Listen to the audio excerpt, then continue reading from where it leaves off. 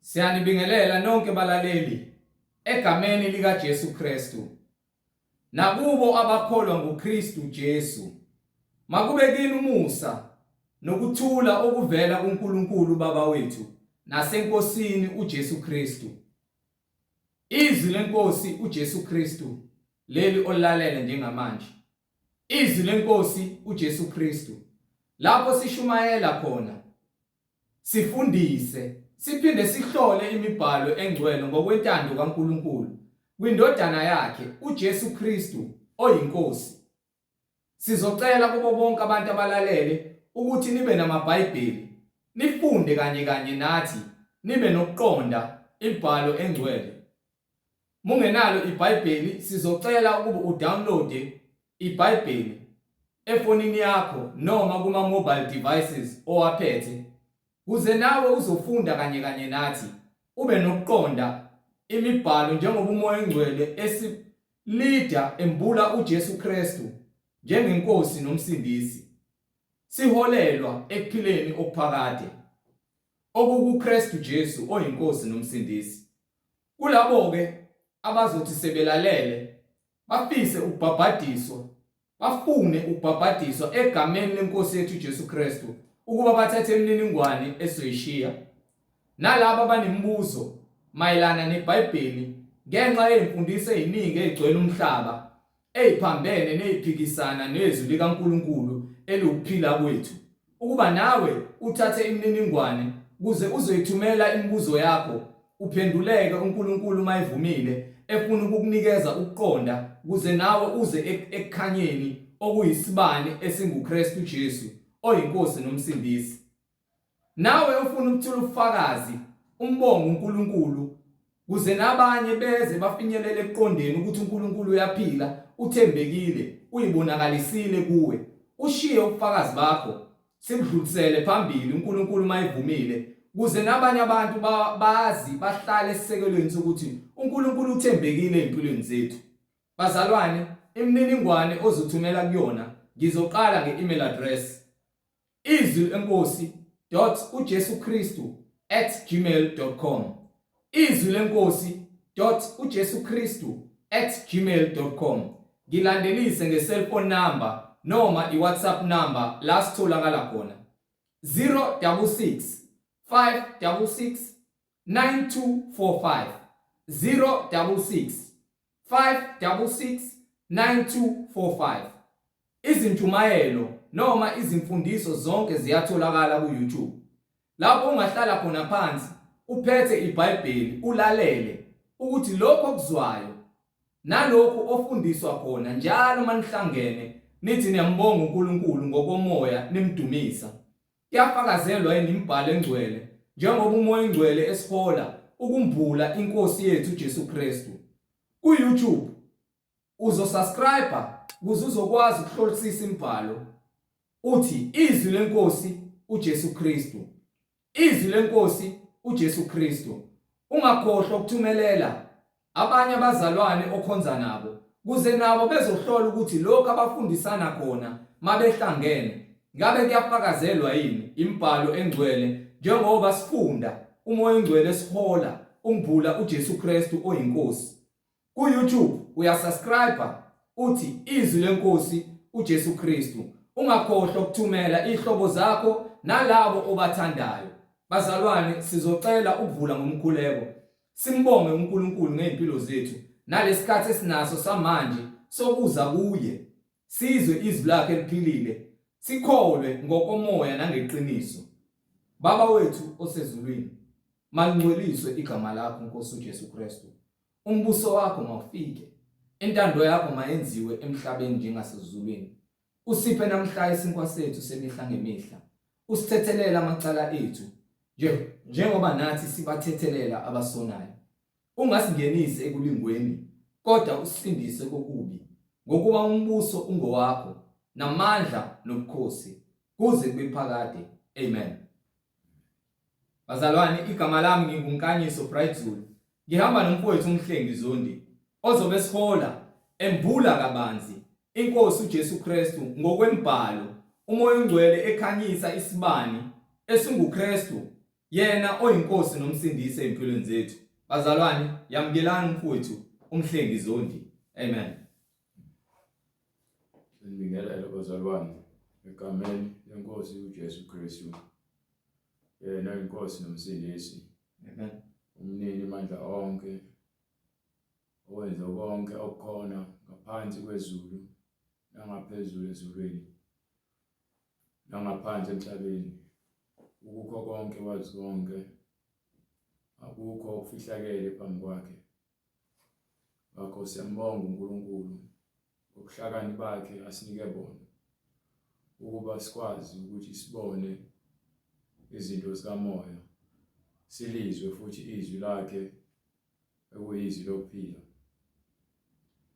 Kuzona izikhathi zokugcina lapho ivangeli leqiniso lingasashunyayelwa khona, sekugcwele izimfundiso eziningi zamanga. Abantu sebekholwa ngemlomo kepha ngezinhliziyo abakholwa. Abantu bangamaKristu ngama-uniform kepha ngezinhliziyo ubungcwele abukho. Ngakho sesithole umusa omkhulu kuJesu ukuthi azambule kithi ukuze simazi, ngokuba abantu baphatha izwi likaNkulunkulu ngendlela engaqondile, bese izwi likaJesu nobungcwele bakhe buyadeleleka ngenxa yabantu abahlambalaza ivangeli ngenkambo yabo yokungcola.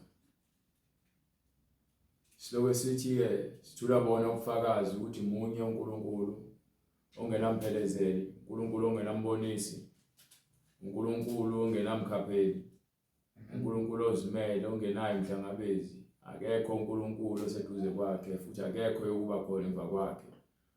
Owaba khona ngaphambi kwakho konke, uyohleze khona ngokuba akanasiqalo futhi akanasiphetho. Yena uyisiqalo nesiphetho sale ncwadi lesiphilayo. Ngakho-ke simele ukumazi ngale ndlela afuna simazi ngayo, ngokuba ziningi izimfundiso ezikhona manje eziza nabantu abalambile befuna ukufida izisu zabo, besetshenziswa uSathane ukuba bagcwalise izinkanuko zabo. Uhlangana nabo, uphila nabo, ulala nabo, uvuka nabo, ukhuluma nabo, usebenza nabo. Bangabazenzisi abathunyiwe ukuba-ke bazonikhohlisa ngamanga. Amanga akuyona into eyele esikoleni, umoya nje owutholayo kulula futhi ukuthi uthole. Uyawufunda ku-TV, uyawufunda emaphephabhukwini, uyawufunda emaphephandabeni.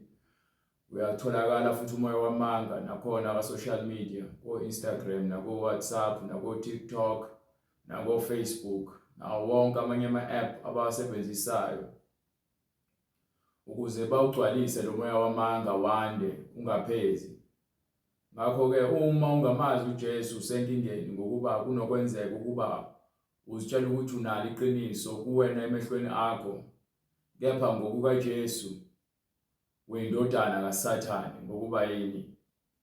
Iqiniso elipheleleyo linguJesu awunalo. Ingakho-ke indlela isitshela incwadi ukuthi zonke izindlela zomuntu zimhlophe emehlweni akhe, kepha uJesu yena ukala imimoya, uyahlola ukuba ngabe thina siyahamba yini ngezwi lakhe eliphilileyo. Siyambonga uNkulunkulu ngabaprofethi bakhe abangcwele abaphathisa izwi ekuyilo namhlanje silishumayelayo, izwi lobungcwele.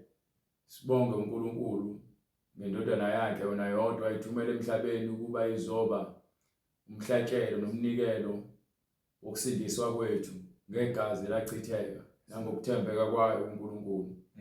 Siyambonga uJesu Kristu ngabapostoli bakhe abanika izwi nesiphiwo sikamoya ingcwele nemfundiso yakhe ingcwele ukuba bayiphatha ngokuthembeka kwaze kwaba sekugcineni kwakho konke bagcwalisa ngabo ubufakazi bemibhalo abasishiyanayo.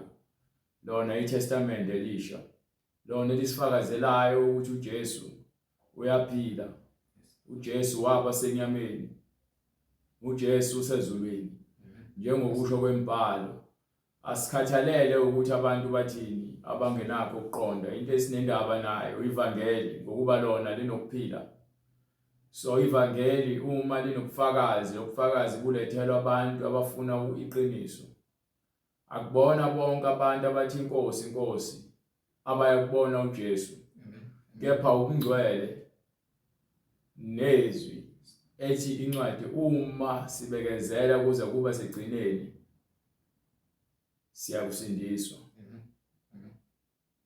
Ngakho ke uthi uJesu uyobabona ngezithelo, izithelo ezikhombisayo ukuba ngabe sihamba ngezwi linye noma ngabe izwi lixaxiwe lafakwa amanzi noma ladiluthwa ukuze lizwakale kahle emadlebeni abantu.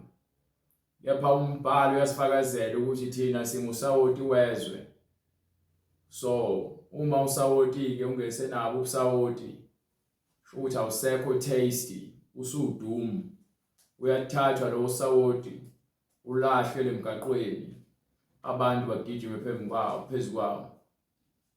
Kanjalo ke uma ungenamsebenzi endumisweni, ungaba nomsebenzi phakathi kwabantu uzitshela ukuthi wena wenza umsebenzi kaNkulunkulu, kepha abantu abasindiswa, kepha abantu abaphenduki, beza esontweni benjalo baphinde baphume benjalo. Into ebalulekile ukuthi umuntu eze esontweni noma lizwe izwi lithinte inhliziyo yakhe, limvezele ubunqunu bakhe, mase ethatha isinqumo sokuthi ufuna ukuphenduka, eze ebungcweleni, amukele uJesu Kristu njengenkosi nomsindisi. Uma singakokwenzi lokho noma ngakokwenziwa lokho, kusho kona ukuthi izwi alikakusebenzi, ukuba akekho noyedwa umuntu ozothi unoJesu kepha efane nezwe ngezenzo nangenkambo nangokukhuluma nangendlela aziphatha ngayo. Ngokuba yini? Lo muntu usephenduliwe waba isidalwa esisha, akasaziphileli yena kepha sekuphila uKristu kuyena ngaphakathi. Ngakho ke uma sekuphila uKristu kuwena ngaphakathi, wena usuyisidalwa esisha, kuwena sekuphila ukukhanya. Ngakho ke usuyisibani sezwe.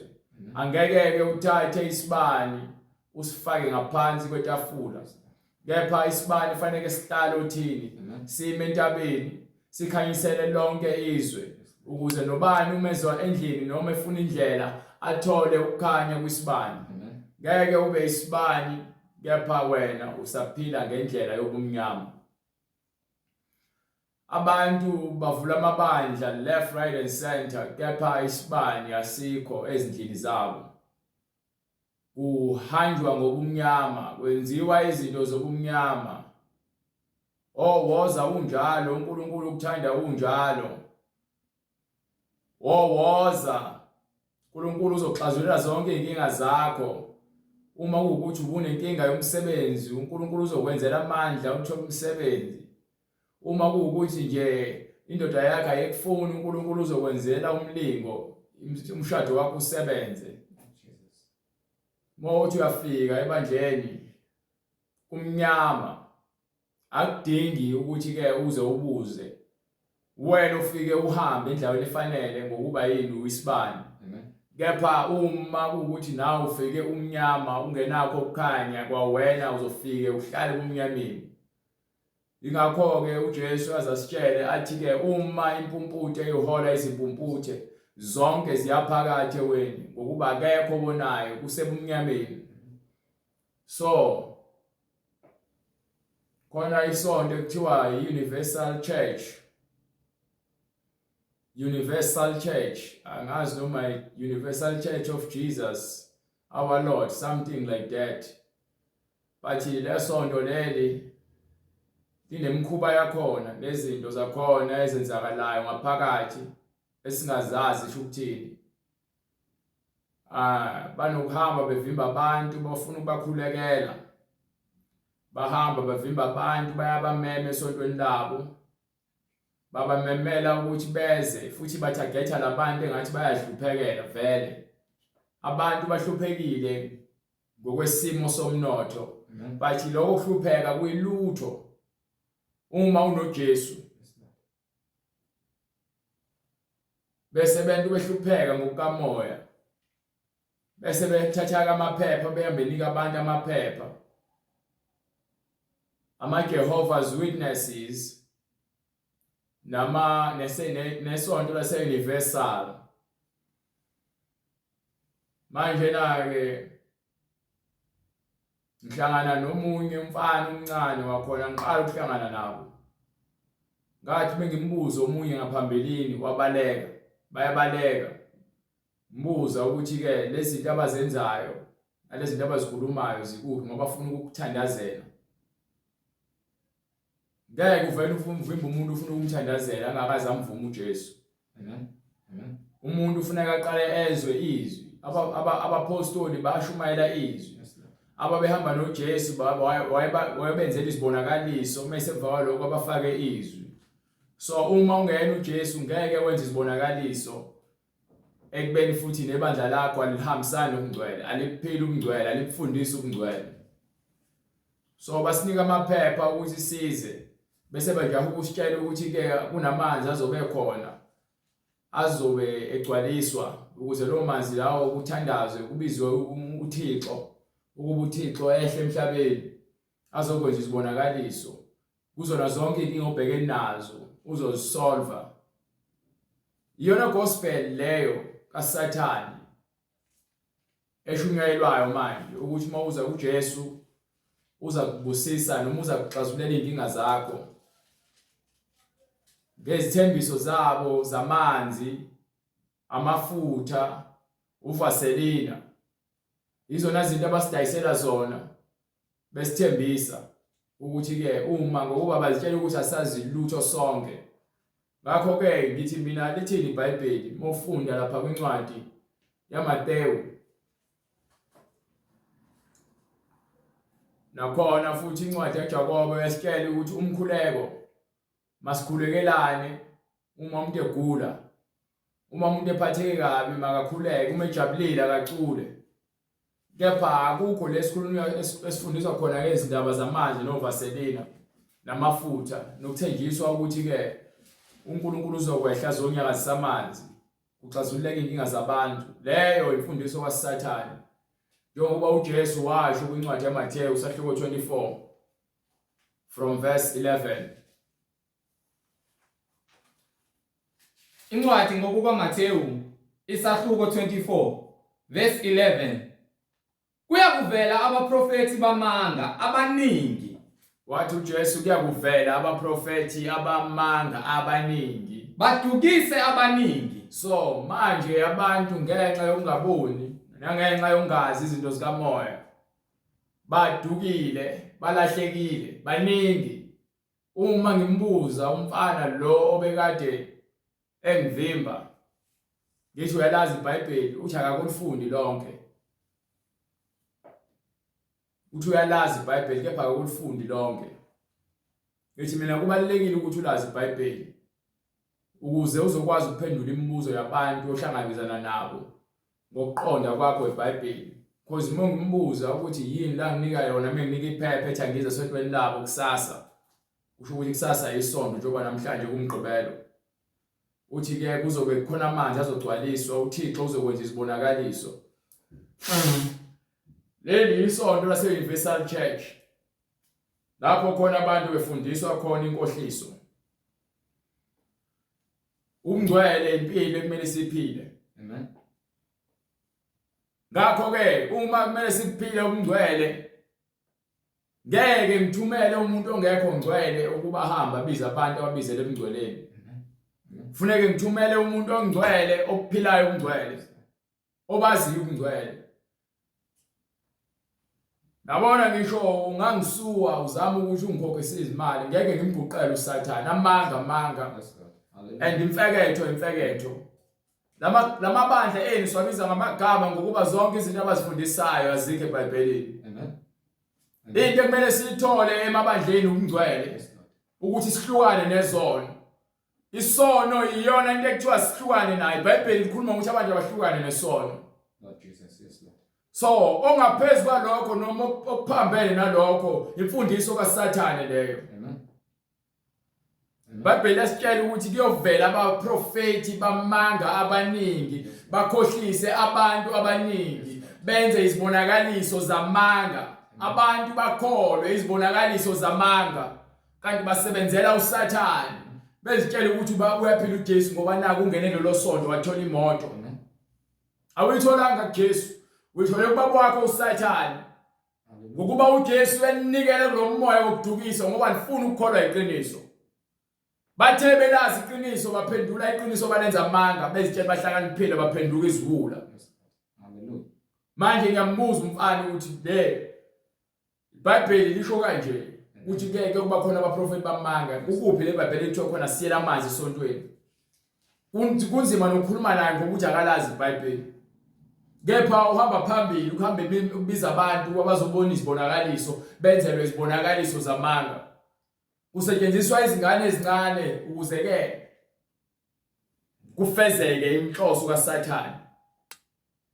Izingane ezilukile emakhanda, izingane ezigqoka amabhlukwe. Nabafana bakhona abagqoka ama-skinny jean. Amantombazana afaka amacici. Awambozwa amakhanda. Esontweni ngiyambalela lezi zinto ukuze aqonde ukuthi ngikhuluma ngani ngoba ngifuna ukuthi ngathi ngiyamdukisa. Sikhuluma ngokungcwele, asikhulumi ngezinto esizwa bethi ngokuba iBhayibheli yasitshela ukuthi owesifazane akanagqokisa kowesilisa. So uma uza la uvuma uJesu ufuna ukuhamba nathi kule mfundiso yokungcwele, into yokuqala uzokhumula ibhlukwe lakho uthenge isiketi eside, ngeke ugqoke ama-tight, uhambe nge-tight emgaqweni. Uma somkela uJesu uzokhumula izinwele zokufakelwa namawigi. Uzoqaqa lama straight back namasingili owalukile, inwele zikaSathane lezo. Uzokhipha amacici, usule makeup ebusweni, nopende emlomeni. Usule inzipho zakho zibe mhlophe ngokuba yini usuhamba neqiniso, uhamba noJesu. uNkulunkulu wamdala umuntu eqondile, kepha abantu basifunela kwabo okudaliweyo. Lezinto ezakhiwe zamacebo abantu, ingakho befaka izinzipho. Ingakho befaka iziqebhezana emasontweni ngokuba sebedayisa ngemizimba. So uma kuqhamuka abafundisi bamanga bethumela izinceku zabo zamanga ukuthi azihambe zingena door to door zivimba abantu emgaqweni, zibanika amaphepha, zibathembise izinto ezingenziwa uThixo, ngenxa yokwanda kokubi kuyakuphola uthando. Ngenxa yokuthi abantu aba-understand ukungcwele, bayazamukela lezi zinto ezinikwa yilabantu laba. Bamukela amaphepha baye emasontweni ngethemba lokuthi uJesu uzongixazululela, ngizoyiwina ilotho. uJesu uzongixazululela inkinga yami, ngizowuthola umsebenzi. Bathi umuntu azange aphenduke.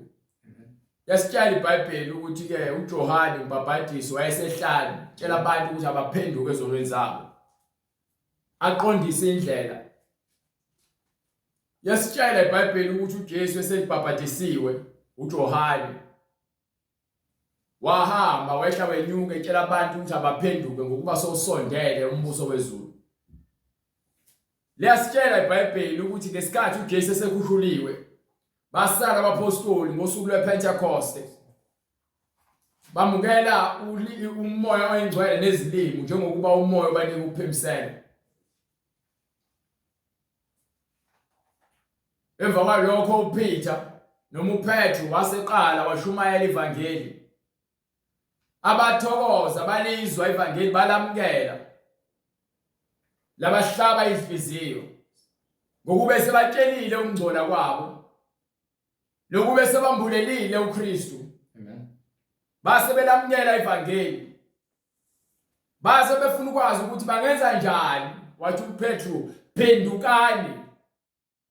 Abantu bayasaba ukutshela abantu kanje ukuthi phendukani, yekela ukufebe, yekela umtshontsho, yekela uqamba amanga, yekela ukubulala, yekela ukuphinga. Amen. Yekela ungahloniphi. Khumula amabhluku umuntu wesifazane. Awunakushumayela umuntu wesifazane. Yeke ukuba isangoma. Lahla amathambo. Khumula lezi phandle ezigcwele umzimba. Bayasaba abantu ukutshela abantu lezi zinto lezi. Bayasaba abantu ukutshela abantu ukuthi ushemba ngayena uJesu. Amen. Amen.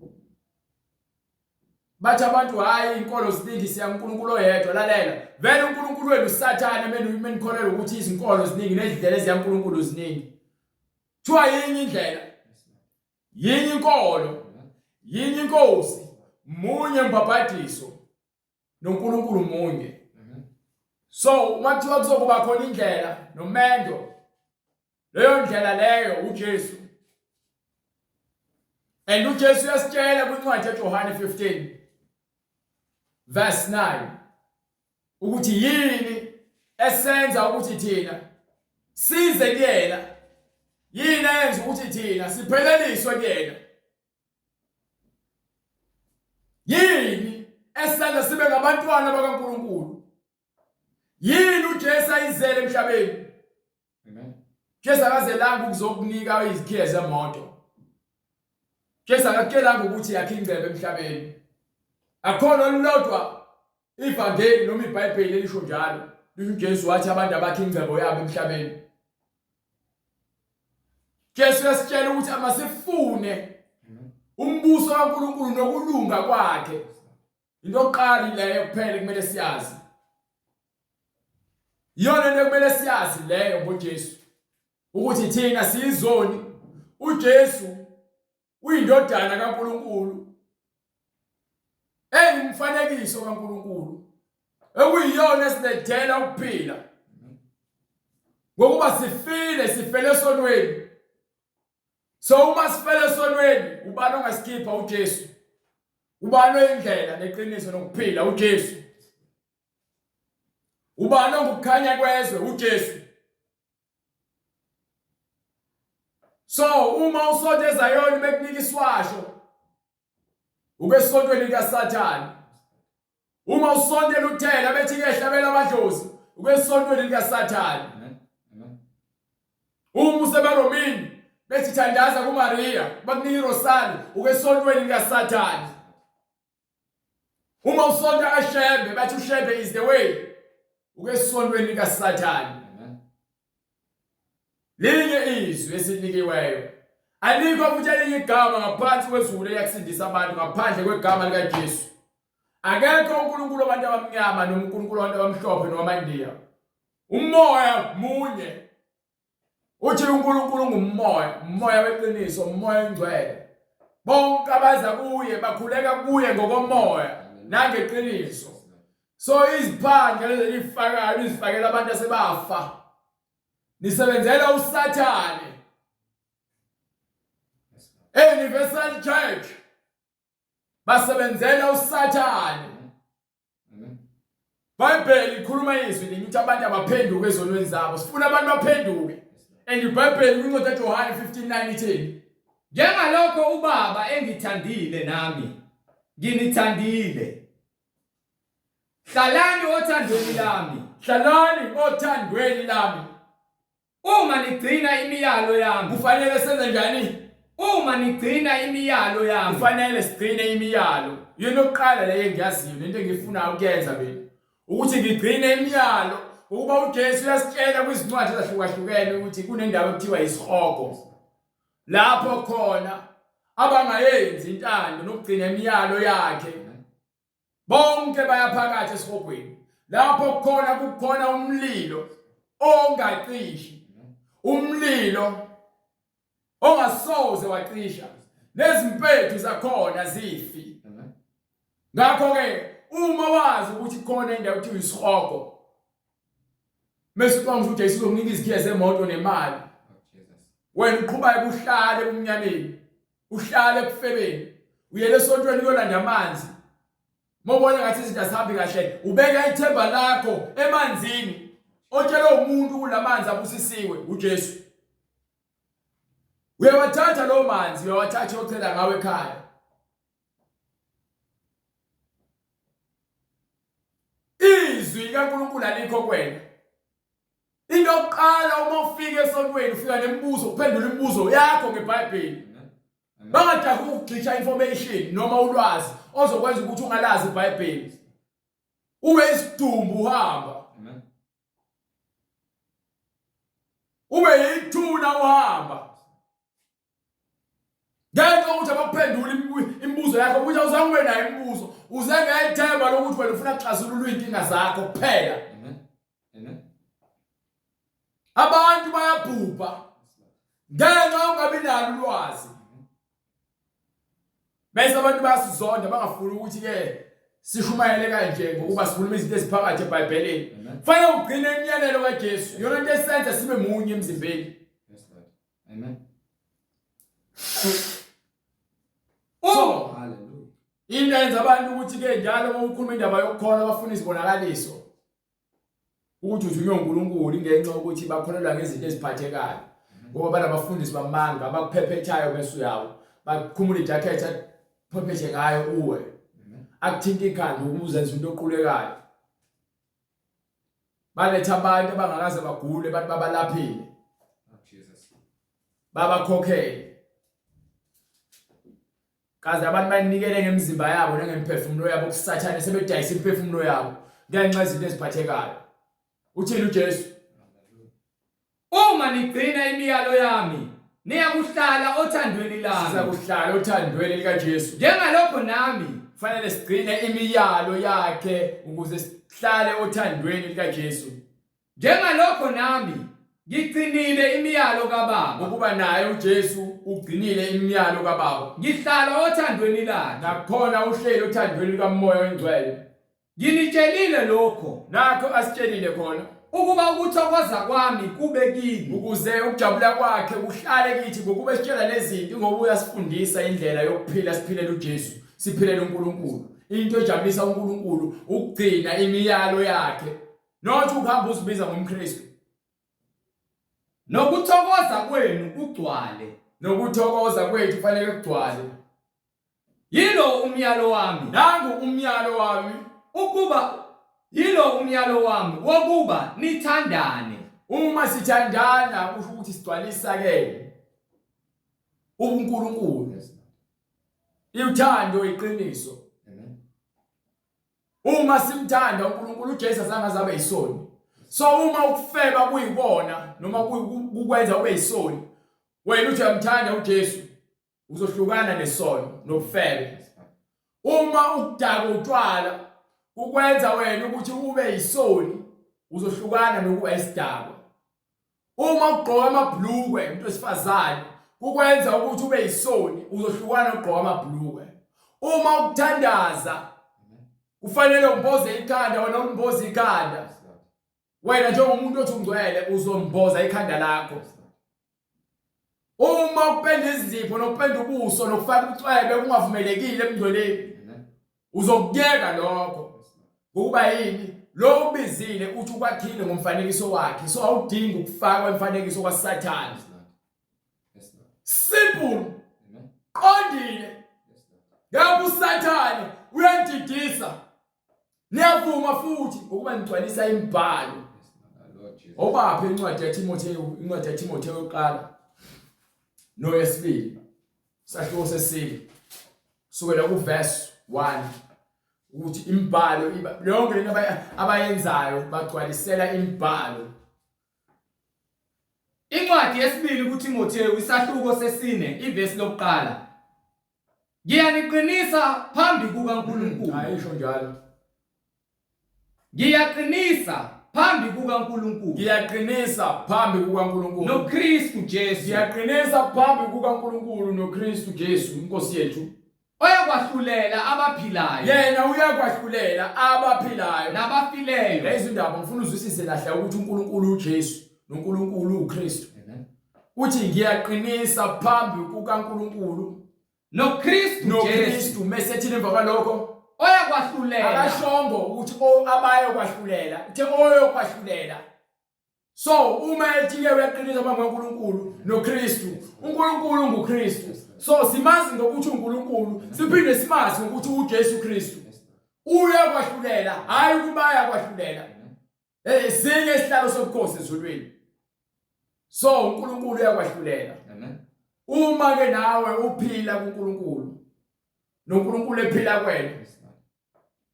Amen. Abantu abakholwayo nabanomgcwele bayakwahlulela izwe. So usumunye noNkulunkulu ingakho namanje ukwahlulela izwe. Umunye nabo umgcwele ngahlulela kanjani izwe wena uphile emgcoleni? Ukuba nawe uyafana nabantu abahlulelayo. So wena uyazahlulela wena ukuthi wena uyafana nabantu nabantu efanayo. Ngeke Ngiyaqinisa phambi kukaNkulunkulu noKristu Jesu oyakwahlulela abaphilayo nabafileyo. Uyokwahlulela abaphilayo nabafileyo. Nangokubonakala kwakhe. Nangokubonakala kwakhe. Nombuso wakhe. Nombuso wakhe. Ngithi shumayela izwi. Nayi into ekumele siyenze uma sikholwa njengabapostoli. Njengabavangeli. Njengabafundisi. Bomngcwele. Hayi abafundisi bofukwe, izimpungushe, izinja nje ezidla imali zibe zinuholela ekufeni. Abazenzisi, amaxoki, abaphatha iBhayibheli ke befundisa izinto eziphambene neBhayibheli. Thina siyatshelwa angandaba ukuthi uyangizonda noma uyangithanda. Into ebalekile ukuthi wena wazi iqiniso. iBhayibheli isitshela ukuthi masishumayele ivangeli. Amen. Shumayela izwi. Shumayela ivangeli. Uqinise. Fanele siqinise ehlaleni kwisisekelo seqiniso. Noma kuyisikhathi. Noma ngabe kuthiwa isikhathi esinzima. Noma kungesiso. Noma ngabe kuthiwa ke isikhathi esilula. Noma ngabe kuthiwa kunzima. Noma ngabe kubi. Noma ngabe kuhle. Noma ngabe kumnyama. Noma ngabe kuyakhanya. Fanele ngihlale kwisisekelo sokufundisa ngeqiniso. Ngishumayele ivangeli, ngishumayele izwi. Sola, fanele ngisole. Ukhuze, fanele ngikhuze. Uyale ngakho konke. Ngiphinde futhi nginyale ngakho konke. Ukubekezela nokufundisa. Ukuthi nifunde ukubekezela. Nina abafundisi bamanga nifundise iqiniso. Nifundise ngendlela efanele ekuthiwa iBhayibheli. Yisho lento esho iBhayibheli. Khuluma lokho okubhalwe phansi eBhayibhelini. Into ukuthi umoya engcwele angangeni kunina. Ngokuba ngifuna ukukhuluma iqiniso. Umoya engcwele akahlangana nobumnyama. Haleluya. Likhuluma iqiniso kukubi kukuhle. Noma kuthiwa ke lizokulahlekisela ngalokho okubonayo ukuthi wena uyakudinga. Khuluma iqiniso. Nakhona ubone ukuthi uyahlolwa. Awuboni ngani ukuthi ke uNkulunkulu uyakuhlola ukuthi uthembeka ngalani ke. Niba nincamela ukukhuluma amanga. Ukuze ke lizozuza inhliziyo zabantu nibe naholela esihogweni. Mina ngincamela ukukhuluma iqiniso noma kuthiwa longilahlekisela ngani noma kuthiwa ke kuthiwa abantu banikele kule mfundiso yethu. Asinankinga. Hallelujah, Lord Jesus, yes. Ayenzeni imali lento. Imali ayibalekile. Imali kaNkulunkulu. Yes, Lord. Hallelujah. Ingcebo kaNkulunkulu. Amen. So, asizibekele ingcebo lemhlabeni. Asinandaba ukuthi ngabe wena uyangithanda noma ngabe uzizwa kanjani ngami. Into ekumele ubheke iBhayibheli ukuthi uzizwa kanjani ngalo. Bheka iBhayibheli. Hallelujah. Ungalo ubhekana nami ngoba mina ngeke ngize ngikufake ezulwini. Amen. Into engitshela yona ibhalwe phansi eBhayibhelini ukuba simtshele ukuba lihlukane nokuqhamba amanga. Amen. Yekani ukufundisa abantu izinto ezingekho eBhayibhelini. Yekani ukuzenza nina uNkulunkulu noma uJesu. Lord Jesus. Qhubeka. Ngokuba kuya kuba khona isikhathi abangayikuvuma ngaso. Isifundiso esiphilayo. Manje isona ke lesikhathi lesi abasafuna ukwamukela isifundiso. Abafuna ukwamukela imfundiso. Amen. Ephilayo. Bayahamba baye esikoleni bafundela imisebenzi. Bathola imfundiso zasemhlabeni. Kepha imfundiso ephilayo nemfundiso ephilileyo. Yokuphilisana yokugcwalisa uthando kaNkulunkulu okuyena odale konke okukhona emhlabeni. Abayifuni. Sebenqaba ivangeli eqiniso. Ingakho ke sebendayisela iziwasho. Ingakho bendayisela amaphupho. Ingakho benithembisa izinto uJesu angazazithembise. ingakho bethi ihlabelana amadimoni ihlabela amadlozi ingakho bethi wozani njalo emasontweni nihlale ninjalo banifuye khona niyifebe niza lezinye ifebe banifuye khona niyidakwa niza lezinye idakwa banifuye khona niyiphingi niza lezinye iphingi banifuye khona ngabaqambi bamanga niza la amanye amaxoki azoqamba amanga banifuye khona niyiziphingi niza lezinye iziphingi banifuye khona ngamasela nizale kube inzalo yamabululu inzalo ezinyoka kungabe khona sindiso abantu bagcwala amasonto mahala abantu bagqoka ivatho mahala kepha insindiso ayikho bamkela ivangeli lo-plastic bamkela ivangeli le-suit bamkela ivangeli lamatiye nemakhekhe mase kuziwa kwifundiso yeqiniso bayabaleka babaleka isiZulu the ngikhuluma nawe umfana wasethi ufuna ukuhamba ngasho angikusoli mfana bonke ngikhuluma nabo bayabaleka kodwa nginesifiso sokuthi uNkulunkulu ayithinte inhliziyo yakhe akwambulela uJesu ngempela cause niyafa nifele emanyaleni ngambuza ngathi ukuzwe ngesihoko wathi uyazi ngesihoko ngathi baningi abantu abavuka esihogweni bavula amehlo khona bese bethi hawu Jesu besiya nje esontweni lethi kwakwenziwa izibonakaliso ayekela nje incwadi obaningena noncwadi yaMathewu sahluko 7 verse 21 right yekela incwadi ukuthi ukuya esontweni kwakho inhliziyo yakho isafana ingazange iphenduke akunamsebenzi ukuba ubanjezele usathane ngezinto ezijabulisa inhliziyo yakho haleluya kepha ke iqiniso alikhulunywa balisabe iqiniso niyahlebana emasontweni niyazondana khona ubuthe emasontweni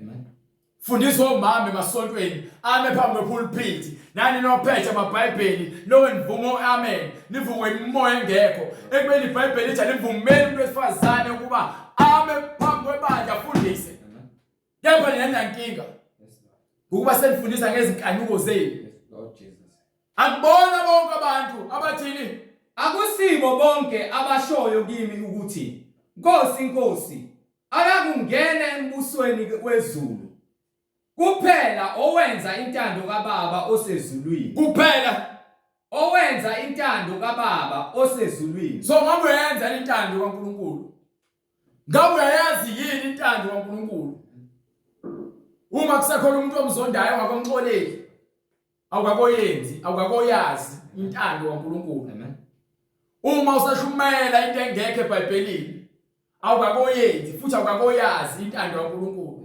uJesu uyanithumela njengezimvu phakathi kwezimpisi amen ngithi ngifuna nifane namajuba kepha nivuleke ngifuna nifane nasi izinyoka kepha nibe ngamajuba ukuthi ke fanele sihlakaniphe njengayo uSathane bese siyathobeka njengejuba sibe mnene njengayo uJesu amen so uma wena uyesontweni engakhuluma iqiniso wena uyakholelwa kulowo moya umunye nalowo moya ngaleyo ndlela ke wena uyaphakathi esihogweni nami awukho umehluko ukuthi mina hayi ngothi ngangikholelwa kuJesu eqiniso bona babekholelwa kuJesu amanga wawumunye nami ingakho iBhayibheli lithi phumani kubona ngiphe haleluya abaningi bayukuthi kimi ngalolo suku abaningi bawubese bethi kimi ngalolo suku Nkosi Nkosi Nkosi Nkosi asiprofethanga yini ngegama lakho angithi Nkosi nje sasimile nje sishumela sibeme endleleni sivimba abantu sibathandazela ngegama lakho sakhipha amadimoni ngegama lakho angithi Nkosi asenze izibonakaliso silanda abantu kungasiba bakhipha amadimoni ngegama lakho senza imisebenzi eminingi yamandla ngegama lakho na besebenzisa igama likaJesu Kristu benza izibonakaliso eziningi khona ngiyakufakaza kubo ukuthi yena uthi uJesu uqobo lwakhe uyokufakaza kunina athi angizange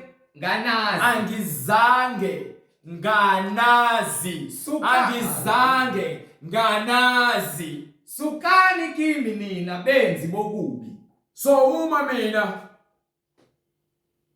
ngithumela abantu ukuba benze umsebenzi Mase abantu bahambe benze umsebenzi. Bese bona ngithe bawenze mahala. Bona mase bathi ke bathatha imali yomgwazo. Bathatha imali yomnikelo. Bazenzele into zabo. Bese bethi ngelinye ilanga basebenzele mina. Mase ngithola ireport ukuthi labantu abazenzanga izinto engibathume zona. Ngiyazana nalabo bantu ngoba abaphethe lento engithume yona ukuthi abantu bayenze. Ngithe mina kushungelwe izwi. Kuphenduka abantu beze ebungcweleni. Nina nahamba nothatha imali emgwazelo. Nina nahamba nokwenza abangani nezwe nalanda imithi. Nenza isibonakaliso zamanga egameni lami. Ingakho uJesu athi ke angizange anginazi ukuba nina nenze okubi egameni lami. Ningcolisa igama lami, umklomelo wenu nomvuzo wenu isihogo. Lapho khona kuyoba khona ukukhala nokugedla kwamazinyo. Incwadi ngokukaLuka isahluko 16 verse 15. Wayesethi kubo, nina ningabazishaya abalungileyo emehlweni abantu. Yebo uNkulunkulu uyazazi izinhliziyo zenu. Ngokuba lokho okuphakemeyo phakathi kwabantu kuyisinengiso emehlweni kaNkulunkulu. Konke okuziphakamisayo phakathi kwabantu kuyisinengiso. Uma into isinengiso into engafunakali inhlobo phambi kwamehlo kaNkulunkulu. So le ndaba yokuzishaya abantu abalungile nabantu abangcwele phambi kwamehlo abantu nenze zonke izimangaliso nemgilingwane nemlingo lesibonakaliso zamanga. uJesu uyakwazi lokho. Nina abantu engabalandeli ningangazibona lezi zinto ngoba yini vele uSathane senifaka emgibeni. Niphakathi kunoxhaka, niphakathi emgibeni, anikwazi ukuzikhipha nina. Senidinga uJesu. So kusho ukuthi nidinga imfundiso yeqiniso ukuze nikhululwe. Nikhululwe emkhathini, nibhajiwe emkhathini. Sikhulekela yona le ndaba ukuthi ke le mfundiso efikelele enhlizweni yakho ikuthinte ikuphendule. Hallelujah. Ukuba nibhajiwe. Amen. Yabona imoto mayibhajoda kwenu. Ngisho uyireva kepha iloko yenza umsele ukuthi izolo izika ishona phansi udakeni.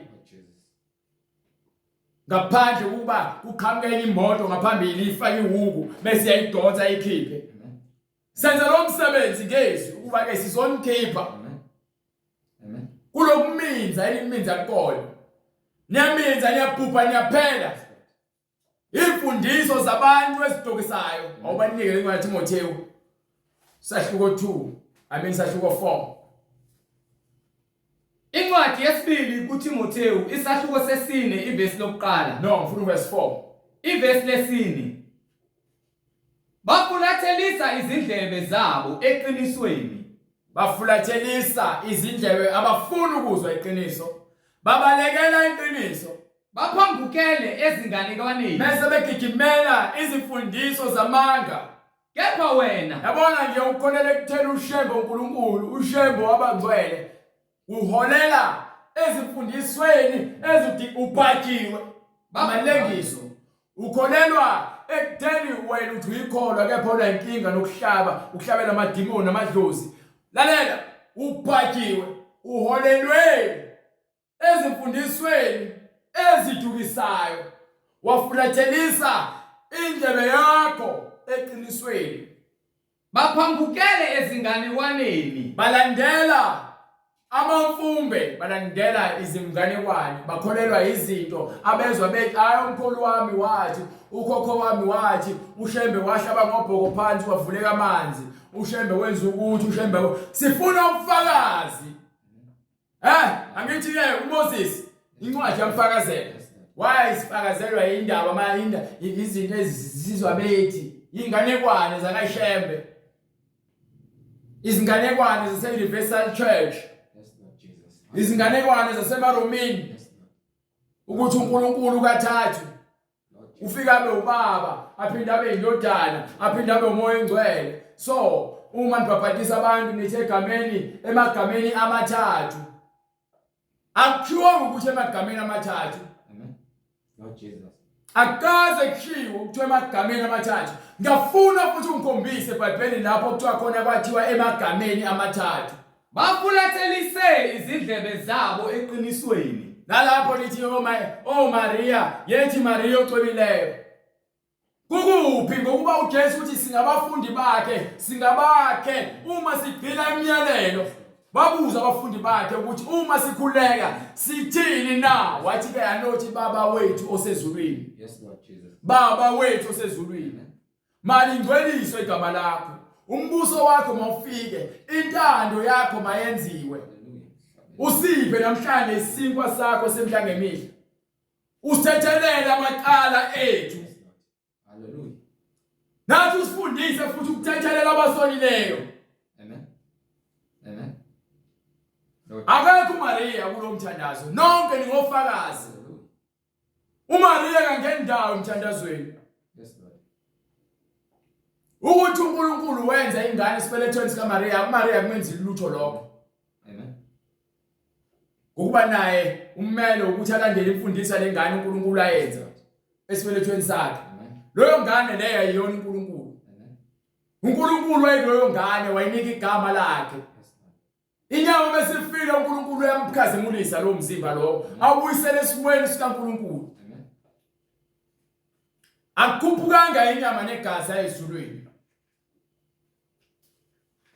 Ngoba banifundisa lezi zinto emasontweni, banifundisa indaba zokuthi uNkulunkulu uyanikweleta ini, niyela izibusiso, nihambise impahla zenu, nihambise ama-CV, nihambise zonke izinto, niyonikela kubona labo niyozinikela kuSathane banitshela izinganekwane.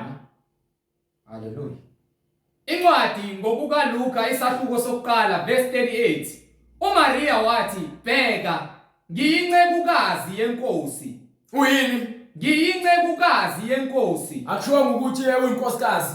Ngiyincekukazi yenkosi. Akushiwo ukuthi umakhwapheni. Bheka, ngiyincekukazi yenkosi. Akushiwo ukuthi umfazi. Bheka, ngiyincekukazi yenkosi. Incekukazi noma inceku isisebenzi isigqila, umuntu osebenzela uNkulunkulu. Wonke umuntu osebenzela uNkulunkulu uyinceku. Wenza umsebenzi awuthunywa ukuthi akawenze. Kanjalo ke noMaria. Uyinceku, uyisebenzi. Hallelujah. Akukho kulingana yena noNkulunkulu. Bheka, ngiyincekukazi yenkosi, akube kimi njengezwi lakho. Makube kimi ngokuba uNkulunkulu wathumela ingilosi. Amen. Amen. Ukuthi izotshela uMaria kumele kwenzeke kuyena. Maria akazalanga uNkulunkulu, ubezala uNkulunkulu ukuthi uNkulunkulu wadalwa. Futhi uNkulunkulu ngaphambi kwaMaria wengakubi khona. Futhi ubula lemfundiso esifundisayo. Hallelujah. Amen. Ngokuba nisukela izimfundiso zamanga nilandela izinganekwane ingakho nithandaza koMaria. Ingakho nibheka izithombe, benithandaza nithi thina isiphongo, thina isifuba, thina amahlombe. Lord Jesus. Ngokuba yini? Bafulathelise izindlebe zabo eqinisweni. Phendukezela izindlebe zenu nizibhekisa le. Baphambukele ezinganekwaneni. Nigijimela izinganekwane. Nilandela izinganekwane. Anifuni iqiniso. Amen. Siniphathele iqiniso, siniphethe ngeqiniso. Lord Jesus. Benzani futhi? Kepha wena Qonda ezintweni zonke. Yona ke into esimele le. Uqonda. Zonke izinto kufanele siziqondise ngeBhayibheli. Amen. Yonke into. Angikhathali ukuthi ngabe ushembe une-birthday 113 years. Ungcwele abunayo isiqalo, akunasiphetho. Hallelujah. Hallelujah. Bangichobeni ngokuthi le badla mina ngiqale manje mina ngiqhubeka emsebenzini. Abaprofeti nabanye nabapostoli bafika lemfundiso, bafika lo moya. Hallelujah. Lo moya lo ngisebenzisayo ukuthi ngintshele lento lefuna umoya engcwele.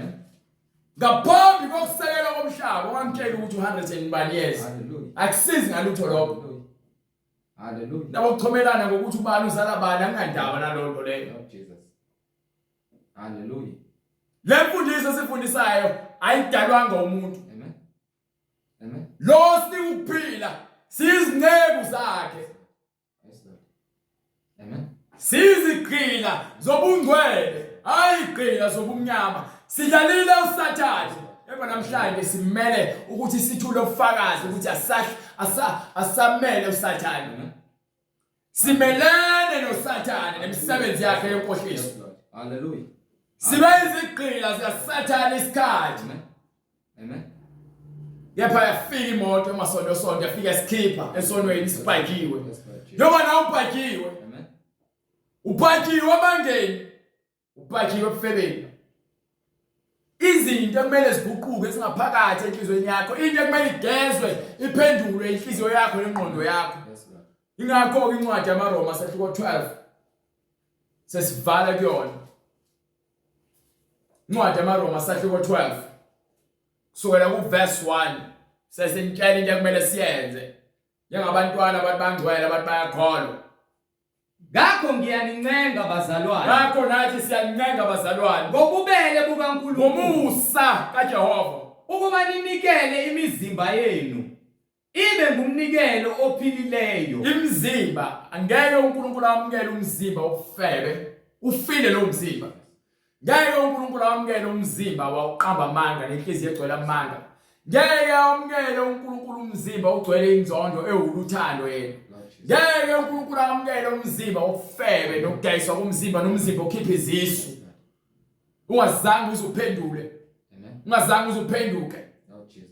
Ngeke amukele uNkulunkulu umzimba womtshontsha nomzimba ophingayo nomzimba oqamba amanga.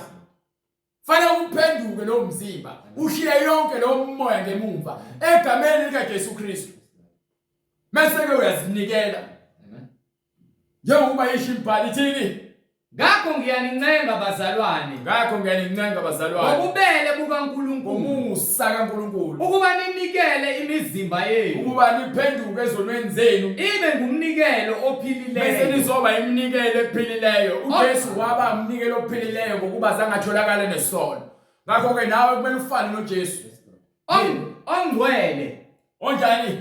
Ongcwele. Fanele sibe ngcwele Othandeka kuNkulunkulu. ngokuba uNkulunkulu ungcwele, uthanda izinto ezingcwele, ufuna abantu abangcwele.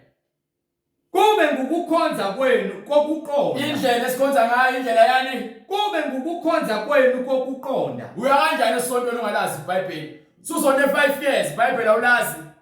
Oh Jesus. Awukazi uchazela imfihlakalo, awukazi ube nemibuzo mayelana neBhayibheli. Lo njabiswa ama revival. Amen. Njabiswa ukuthi abantu bayacula nama celebrate esontweni. Prophet. It's prophet. Neprofesho zamanga, nezibonakaliso zamanga. Khombisa wona ukuthi alazi lutho. Umuntu owaziyo ulandela into ebhalwe phansi eBhayibhelini ithini mfowethu ongeke. Lingalingisi lelizwe. Singabe safana nalelizwe likhohlakele lobumnyama. Kodwa liguqulwe Ngokuba kufanele siguqulwe isimo ngokwenziwa ibe entsha ingqondo yethu. ukuthi ingqondo yakho kufanele ibe yintsha, kusho ukuthi ke awusacabangi njengezwe. Ukuze nibe nokuhlolisisa Ukuze sikwazi ukuhlolisisa okuyintando kaNkulunkulu. ingakho uJesu etshela abaJuda ukuthi ke hlolani imibhalo ngokuba nithi intona nokuphila okuphakathi iyona efakaza ngami. Njengoba uthi manje uPaul la Ukuze nibe ukuze nokuhlolisisa sibe nokuhlolisisa okuyintando. Yini intando yoNkulunkulu? okuhle. Kanti uthini mawukhuleka ukuthi intando yakho mayenziwe emhlabeni njengasezulwini? Ukusholani lokho uma ungakwazi ukuthi ukuthini? Amen. Wona ukhuluma izinto ngaphandle kwambulelelo umoya ongcwele ukuthi anitshele ukuthi lokhu kusho ukuthini. Amen. Ukuze mawuphimsela izwi, uliphimisana ngokuqonda. Ukuze mawukholwa, ukholwa ngokuqonda. Ukuze mawuzinikela, uzinikela ngokuqonda. Ukuze mawuphenduka, uphenduke ngokuqonda. Haleluya. Hallelujah. Niphenduka nalazi niphenduka ngalapha. Hallelujah. Nifana namadoda eshadile afebayo noma aphingayo agcwele inkanuko. Oh Jesus. Niphenduka nawo bonke amantombazane lokwehlule emgaqweni. Thank you, Lord. Hallelujah. Nani nibanjwe umoya ofebe ngokukamoya. Amen. Niphenduka nawo wonke amabandla. Uya kuleli bandla namhlanje, next week uya kuleli bandla. Ngalolu suku lozo kwena izibonakaliso ufuna khona. Amanga nomprofeti. Hallelujah. Hayi abona ke ukuzondwa into engenankinga. Hallelujah. Jesu uyatshela ukuthi uma bengangithandanga Yes, mina Lord. bayokwenza kanjani kimi? Hallelujah. Abamthandanga yena, mina bangithanda kanjani? Hallelujah. Bekuyini mina? Amen. bekini mina ukuthi uzozungithande ungathandi uJesu ungathandi iBhayibheli awuthandi uJesu ungathandi mina awuthandi uJesu uma ungenalo uthando lukamakhelwane wakho awunawo uJesu ngephi Ningalingisi lelizwe. Singalingisi lelizwe. Kodwa liguqulwe isimo ngokwenziwa ibe yintsha ingqondo yenu. Yini kumele iguqule? Ingqondo yenu. Ingqondo yethu kufanele iguqulwe. Ungeke kusathi ke uNkulunkulu kushembe noma Jehova kushembe. Kodwa liguqulwe isimo ngokwenziwa ibe yintsha ingqondo yenu. Yaye kusaloku kubiza uMaria umthandazo. Yaye kubiza uNkulunkulu abathathe emagameni amathathu. Ukuze nibe nokuhlolisisa okuyintando ukuhlolisisa lokho kuyintando kaNkulunkulu. Okuhle nokuthandekayo. Nalokho uNkulunkulu akuthandayo nokupheleleyo. Ukwenza thina siphelele kuyena ngokungcwele. Iyona into uNkulunkulu asibizele yona. Ukuthi sibe ngcwele sizinikele inhliziyo zethu zifane neyakhe. Hallelujah. Hallelujah. Ngiphi incwadi ezenzo sasho 2 verse 38. So le ndaba yokuloku enijabiswa amagama amasonto ukuthi ngibona abantu bebaningi esontweni benze izibonakaliso zamanga. Nina nidlala inkohliso. Uma ulazi iqiniso uthi amen. Amen. Uma ungalazi iqiniso uyadlula. Amen. Uyacasuka. Uyanyanya ngokuba usathane lokwena akafuni ukuthi uzwe insindiso. Lord Jesus. Akafuni ukuthi uzwe ukuphila. Amen. Ufuna ufane naye ngoba usegwetshiwe vele isikhwebo sakhe uyasazi ukuthi ichibi lomlilo. So nonke nina abantu engafuni ukukholelwa iqiniso nechibi lomlilo na usathane. Jesus. Bhayibheli ungumkhululi, Jesu ungumkhululi. Moya ingcwele ungumkhululi. Amen. Amen. Wathi uPetro, phendukani, phendukani. Yiloyo naloyo abhaphathizwe. Wonke umuntu ongcwele nomuntu ofuna ukuba ngcwele nomuntu obonayo ukuthi uyisona ufuna ukuphenduka makabhaphathiswa kufanele aqala aphenduke mase ayabhaphathiswa egameni likaJesu Kristu. Yayizindaba yilona ke lento eniphaphanisa nithi ngoba nakwathi egameni likaYise egameni lendodana igama moya ingcwele kusho ukuthi kunamagama amathathu linye igama elizobe sekubhaphathisa uthini wabatshela uma babhaphathisa egameni likaYise uJesu Kristu wabatshela uma babhaphathisa benza abafundi egameni lendodana uJesu Kristu egameni likamoya ingcwele uJesu Kristu linye igama. Kukho ukuthethelelwa kwezono zenu ukuze abantu bathethelelwe izono zabo khona niyakwamukeliswa khona ke sobe sesinikwa isiphiwo sika moya oyingcwele ngokuba isithembiso ngesenu ngokuba lesithembiso ngesenu nesabantwana benu esabo bonke abakude bonke inkosi uNkulunkulu wethu eyakubabiza wanezelela wafakaza ngamanye amazwi wathini zisindiseni kulesizukulwane esiphambeneyo. Yayizindaba so abamukela ivangeli ubatshela ukwenzakalana nalo suku. Hallelujah. Ngakho abalomukelayo izwi lakhe babhaphathizwa. Yayizindaba kwanezelwa ngalowo muhla kwase kugcwaliswa kwanezelelwa abantu ebandleni abantu kungathi izinkulungwana ezintathu. So uma bengena ebandleni abangena ebandleni lami angena emzimbeni kaKristu baqinisela njalo emfundisweni. Yini ebalekile baqinisela njalo esifundisweni sabapostoli nasekuhlanganeni nasekuhlephuleni isinkwa. Awubizelwa indaba zokuthiwa uNkulunkulu uzoxazula inkinga zakhe uzomnika imali uma umsebenzi noma yabe yini noma uyalalela uJesu uyakuphilisa uma ukholwa kuyena. Yes God. uJesu uyakwenzela isibonelelo uma ukholwa kuyena uphila kuyena. Yes God. Kepha uma uzolandela imfundiso zamanga uzolandela uJesu ngendlela engafanele mase vakaloko esihogweni nayo yonke lenkolelo yakhe engekho eBhayibhelini. Baqinisela njalo esifundisweni sabapostoli. Imfundiso enikwa abapostoli abaqinisela kuyona nasekuhlanganeni nasekutheni bahlangane nasekuhlephuleni isinkwa badle isinkwa njengoba uJesu wafundisile nasemikhulekweni nakukhulekeni kukhulekwa ndawonye. Hallelujah. Bakhuleka ndawonye. So iyona into ekumele siyenze uma siphila ngomngcwele. So uma uzazi ukuthi ufuna ukuphila impilo yobungcwele neqiniso uhambe ngezimfundiso njengoba iBhayibheli lisho ezazinikwa abapostoli. Wena ke besewenza umusa uzenzela umusa nawe. Ufonela inamba noma usithumelela umyalezo noma usend email address loyibonayo. Noma unobufakazi uzokwenza njalo noma ukuthi ufuna ukunikela emsebenzini kaNkulunkulu uzokwenza njalo.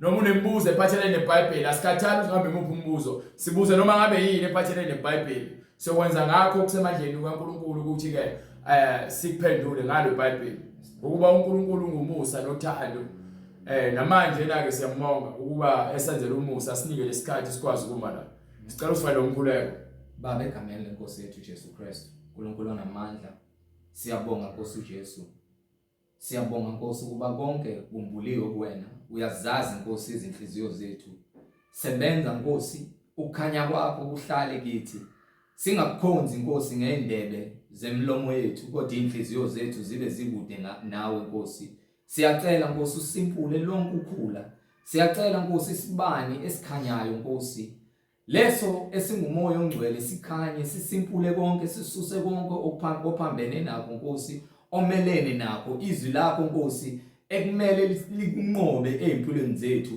sigxile emfundisweni yakho singagxili Nkosi kuzo zonke izimfundiso zamadimoni eziza ngenkohliso ukuzolutha inyama kodwa kukho konke wena Jehova usindise abantu bakho laba bezwayo izwi lakho Nkosi abavumayo ukuba bayizono ngoba izwi lakho liyisibuko liyasikhombisa ukuba singcole kangakanani kepha Nkosi siyacela Nkosi uJesu Kristu ukuba intando yakho yenziwe ezimpilweni zethu egameni leNkosi yethu Jesu Kristu yena yedwa oyinkosi nomsindisi ezimpilweni zethu kube inkazimulo nokukholwa nokuqonda kokukholwa kwethu manje naphakade amen umusa weNkosi uJesu Kristu mawube nani uthando lwami lube nani nonke kuJesu Kristu bazalwane amen